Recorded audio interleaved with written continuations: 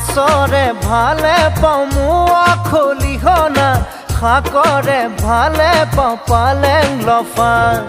ছোৱালীৰ ভালে পাওঁ মিঠা বৰণৈ কঁকালাহি পাহি কুলত কটা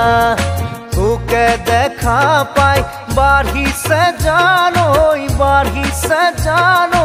মনৰে ভিতৰৰ নৈ নিজৰা